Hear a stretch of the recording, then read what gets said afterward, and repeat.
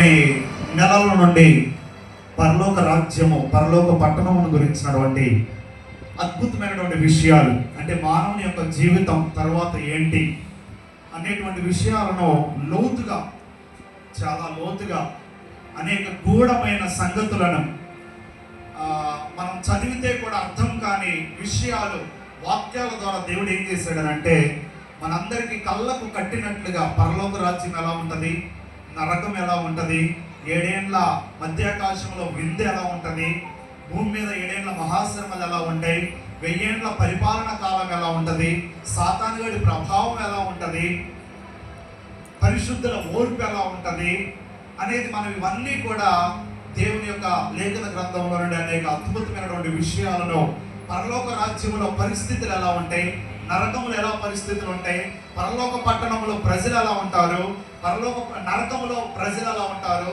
పరలోక పట్టణం దేని ద్వారా తయారు చేయబడింది, నరకములో ఏముంటది అనే విషయాలు మనము చాలా క్షుణ్ణంగా మనందరం కూడా ధ్యానం చేశాం. ఆ ప్రకటన గ్రంథాన్ని ధ్యానం చేసిన మనందరం కూడా ధన్యులమై ఉన్నాం. దేవునికి స్తోత్రం చేద్దామా, అందరం గట్టి చేద్దామా.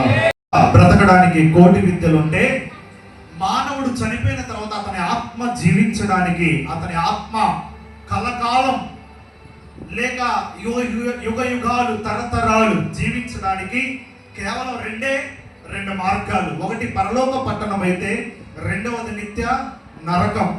ఈ 2 మార్గాలలో ప్రతి మానవుడు చంటి బిడ్డ మొదలుకొని ఎంతకాలం బ్రతికితే అంతకాలం, ప్రాణముతో ఉన్నటువంటి ప్రతి మనిషి కూడా ఈ 2 మార్గాల్లోనికి వెళ్తాడు. ఎవరైనా కావచ్చు, ఏ దేశం వాడైనా, ఎటువంటి రంగు వ్యక్తి అయినా, ఎటువంటి జాతి వ్యక్తి అయినా, ఎటువంటి మతస్థులైనా, ఎటువంటి కులస్థులైనా, ఎటువంటి భాష ప్రభావం కలిగిన వారైనా, ఎవరైనా కానీ మానవుడు చనిపోయాడు అని అంటే దేహం మాత్రమే మట్టిలో పోడ్చబడింది, కొంతమంది కాల్ చేస్తారు, కానీ వారిలో ఉన్నటువంటి ఆత్మ మాత్రం 2 మార్గాలు. దేవాది దేవుడు కోరుకునేది ఏంటంటే అందరూ ఆ 2 మార్గాలలో నేను ఎక్కడైతే ఉంటానో, నేను ఎలాగైతే దేవుని దూతల చేత కొనియాడబడుతూ ఉన్నానో, నేను ఎలాగైతే ఆ పరలోక పట్టణములో ఉన్నానో, నాతో పాటే నా ప్రజలు కూడా, నా చేతితో తయారు చేయబడిన నా జనాంగం కూడా, మానవులు కూడా నా కుడి ప్రక్కనే ఉండాలి అని చెప్పి దేవుడు మనందరినీ కోరుకుంటున్నాడు. దేవునికి స్తోత్రం చేద్దామా, కొంచెం గట్టి చేద్దామా. ఈ భూమి మీద ఏం చేస్తే పరలోకానికి వెళ్తాం? చాలా మంది అంటారు పుణ్య కార్యాలు చేస్తే పరలోకానికి వెళ్తామంటారు, లేకపోతే అన్నదానాలు చేస్తే పరలోకానికి వెళ్తామంటారు, లేకపోతే పేదలకు సహాయం చేస్తే, దరిద్రులకు సహాయం చేస్తే, లేని వారికి సహాయం చేస్తే మనకు పుణ్యం వస్తుంది, పరలోకం వస్తుంది అని అంటారు. లేకపోతే పశువులను, గోదానాలను, లేకపోతే గో సంరక్షణను, లేకపోతే పశువులను పోషిస్తే, పశువులను కాపాడితే నిత్య రాజ్యం, పరలోకం వస్తుంది అని అంటారు. కానీ ఒక వ్యక్తి పరలోక రాజ్యానికి వెళ్ళాలి అని అంటే ఈ భూమి మీద ఏమి చేసినా, ఆఖరికి తల కింద పెట్టి కాళ్ళు పైకి లేపి తపస్సు చేసినా కూడా మానవుడు పరలోకానికి చేర్చబడలే. కానీ మానవుని యొక్క దేహంలో ఏది పరలోక రాజ్యానికి చేర్చింది అని అంటే మానవుని యొక్క లోపల ఉన్నటువంటి ఆ ఆత్మ ఏదైతే ఉన్నదో, హృదయం, మనస్సు, గుండె ఏదైతే ఉన్నదో దాని ద్వారా మాత్రమే మానవుడు పరలోక రాజ్యాన్ని స్వతంత్రించుకుంటాడు. అంటే జాగ్రత్తగా వినండి. పరిశుద్ధ లేఖన గ్రంథం మత్తయి సువార్త పైన వారం చదువుకున్నాం, తీయకండి. మత్తయి సువార్త 5వ అధ్యాయంలో ఆత్మ విషయమై దీనులైన వారు ధన్యులు, పరలోక రాజ్యము వారిది. పరలోక రాజ్యము వారిది. ఎవరిది? ఆత్మతో ఆరాధించే వారిది. నెక్స్ట్ రెండవది, హృదయ శుద్ధి గల వారు ధన్యులు. పరలోక రాజ్యంలో దేవుడు ఉంటాడు కాబట్టి ఆ దేవుని దగ్గరికి వెళ్ళాలంటే ముందు ఆత్మ విషయంలో మనం జాగ్రత్తగా ఉండాలి. రెండవది, అదే ఆత్మకు పేర్లను వాడుగా హృదయ శుద్ధి గల వారు ధన్యులు. వారు ఎవరిని చూస్తారు? అందరూ చెప్పండి, ఎవరిని చూస్తారు?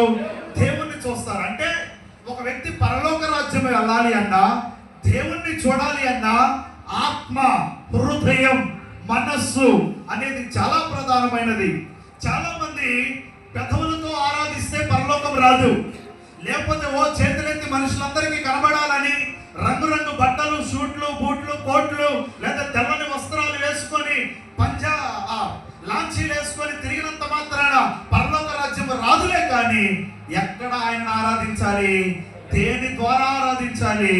దేవుడు ఆత్మ గనుక ఆయనను ఆరాధించేవారు కూడా ఆత్మతో ఆయనను ఆరాధించాలి. దేవునికి స్తోత్రం చేద్దామా?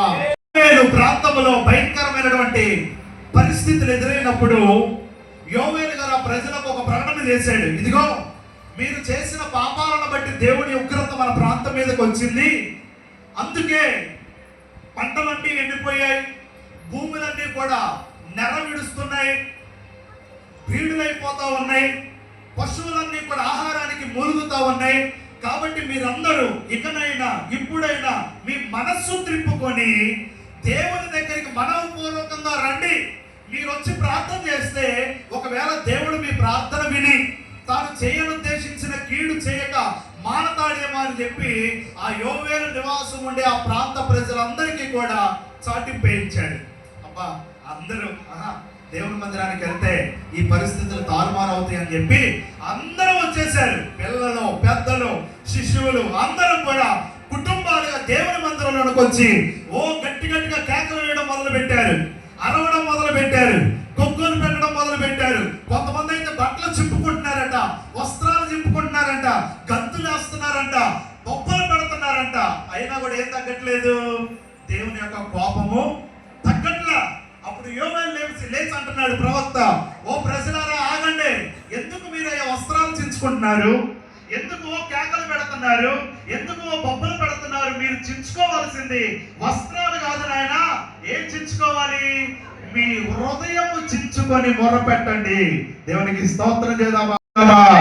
అంటే దీన్ని బట్టి ఏంటంటే పైన నటన వేషధారుల వలె, నటన భక్తి పరులుగా, లేకపోతే ఆ శాస్త్రులు, పరిచయులు, సుంకరులాగా మనము కూడా ఏం చేసేవారు ప్రజలు ఉన్నారయ్యానంటే దేవుని నామాన్ని పైనే ఆరాధించేవారు ఉన్నారు, దేహముతో ఆరాధించేవారు ఉన్నారు, మనుషులందరికీ కనబడాలని దీర్ఘ ప్రార్థనలు చేసేవారు ఉన్నారు. కానీ దేవుడు కోరుకునేది ఏంటంటే మీ హృదయము చించుకొని మొరపెట్టండి, అప్పుడు దేవుడు వింటాడు అనగానే ఇక వాళ్ళందరూ మోకాళ్ళ మీదకి వచ్చేసి అందరూ చేతులు ఆకాశం వైపు ఎత్తి హృదయపూర్వకంగా కన్నీటితో ఏడుస్తూ ఉంటే పరలోకంలో ఉన్న దేవుని హృదయము కరిగిపోయి వారు ఎంతైతే నష్టపోయారో దానికి రెట్టింపైన దేవుని వారికి ఇచ్చారు. దేవునికి స్తోత్రం చేద్దామా? అందరికంటే చేద్దామా? ఇది పరలోక రాజ్యం వెళ్ళాలంటే ఏది ఇంపార్టెంట్? బాడీయా, డబ్బా, వెండి బంగారాలా? కాదు. ఏది? మానవుని యొక్క హృదయం. ఆ మానవుని యొక్క హృదయం అనేది మన మూడవ అంశం. మొదటిదేమో ఏది పరిశుద్ధంగా ఉండాలి మన దేహంలో? చెప్పాలి. ఏది? కన్ను నీ దేహమునకు దీపము.